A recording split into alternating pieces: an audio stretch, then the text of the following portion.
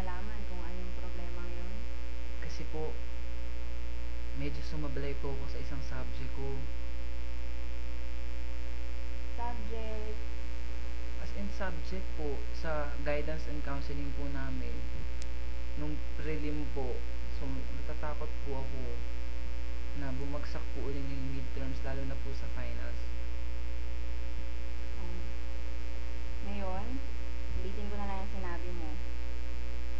Na natatakot ka na bumagsak sa guidance and counseling mo na subject sa psychology. Tama, di ba? Opo. Natatakot kang bumagsak lalo na sa finals. Bakit? Sa tingin mo, babagsak ka ba? Ngayon po, ginagawa ko naman po lahat ng makakaya ko. So, kaso po, medyo natitreaten pa rin po ako sa naging grade ko ng prelim. Kasi po, masyado talaga pong mababa. Masyadong mababa. Opo, para pong, sa palagay ko po, parang nahihirapan akong habulin. Kumbaga po, nahihirapan po talaga akong habulin yung napakababang grade na yun.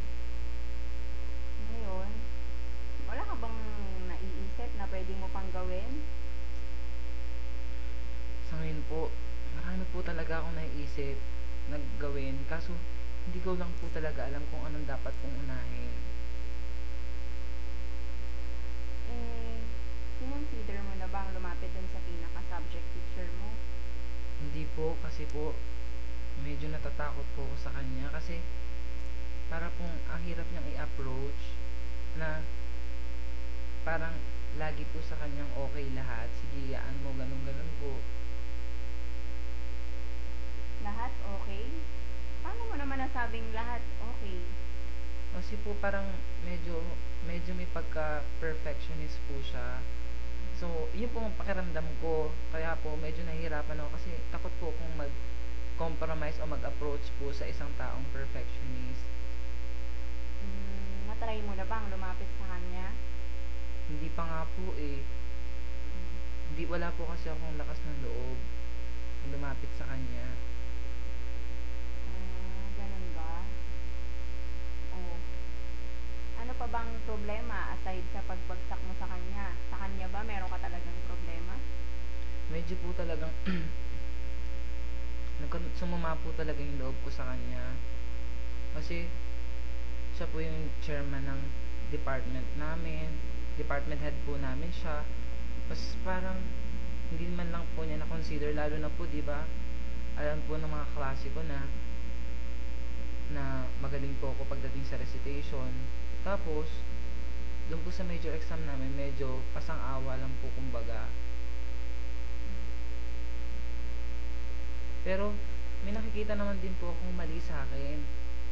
Kasi, minsan po, hindi po ako nakakapasok kasi medyo ang dami pong nagiging problema. Ang dami pong nagiging sagabal. Sagabal? Anong ibig mong sabihin sa sagabal? Kasi po, minsan, inaabot din po ako ng tamad. Tinatamad din po ako minsan. Ano nangyari? Kaya lang. Yun po.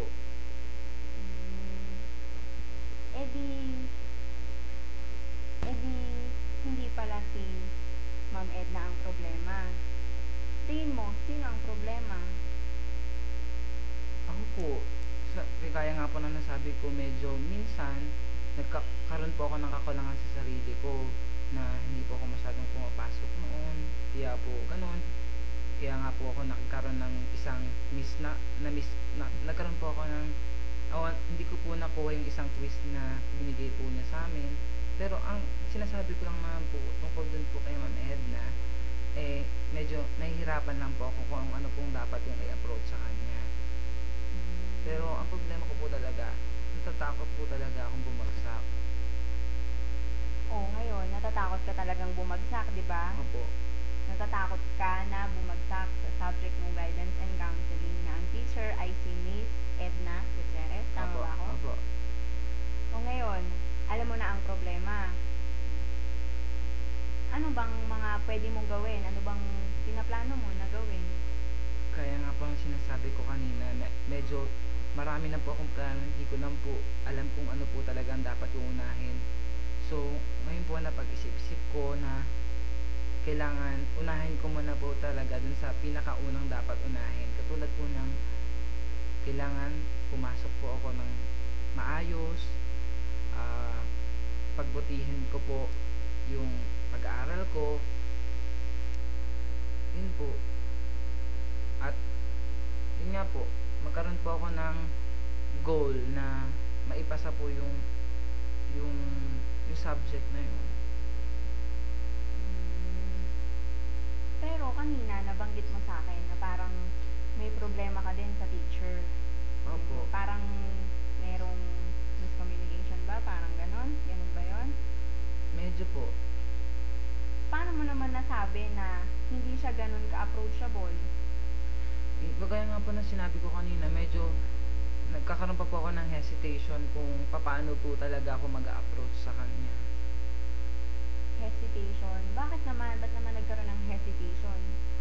Yun nga po, kaya po na sinabi ko kanina, parang natatakot po ako sa kanya na para po bang ang sasabihin po niya ay hindi ko magawa or yun po, yung sabi ko kanina, parang feeling ko po kay Ma'am Ed na medyo may perfectionist po siya. Yun po, pero hindi ko naman po sinasabing ganun talaga siya. Yun lang po yung natingin ko.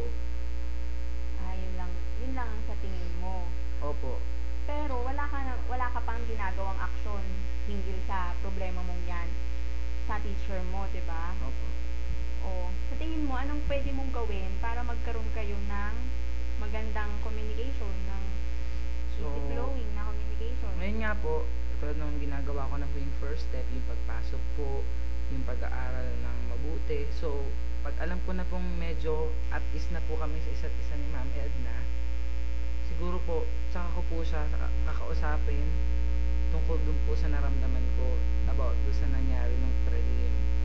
Kasi feeling ko po, pag medyo komportable na po siya sa akin, komportable na po ako sa kanya, mas magiging maganda po yung kalalabasan ng pag-uusap namin. So, dapat, sinong unang gumawa ng step? Feeling ko po ako po. Bakit naman sa tingin mo ikaw ang dapat gumawa ng first step? Kasi po, ako po yung may problema eh. Hindi ko po kasi pwedeng sisihin si Ma'am Edna kasi ako lang naman po yung nagkakaganto. Marami naman po ako ibang kaklase. So, feeling ko po talaga ako po yung dapat mag first step. Tsaka, di ba, hindi niya pa alam na may problema ka sa kanya. Opo, hindi po niya alam. Hindi pa niya alam. Kaya, kailangan gumawa ka ng gumawa ka ng isang paraan para magkaroon kayo ng magandang usapan. Meron ka pa bang problema? Meron ka pa bang iniisip bukod sa pinoproblema mong teacher? Wala na po. Tungkol sa guidance counseling? Wala na po. Yun lang po talaga. Ngayon po, medyo nababawasan na po yung hindi magandang nararamdaman ko na may magaganda pa palang paraan para mabawi ko yung pagkakabagsak ko ng prelim. Sige, ulitin ko yung sinabi mo na ang problema mo ay natatakot kang bumagsak sa Gcon. Opo. Dahil iniisip mo na si Ma'am Edna ang problema, pero hindi naman pala. Opo. Sino ang problema? Ako po. Ikaw. Sige. Susunod na makausap mo na si Ma'am Edna, maaari ka nang bumalik sa akin kung meron pang mas lumalim na problema dun sa ginawa mong unang paraan na iyan. Sige. Asahan kong babalik ka kung Opo. maganda man o hindi maganda ang kalabasan ng naisip mong gawin. Opo. Okay? Sige. Thank you po, ma'am. Thank you po. Sige.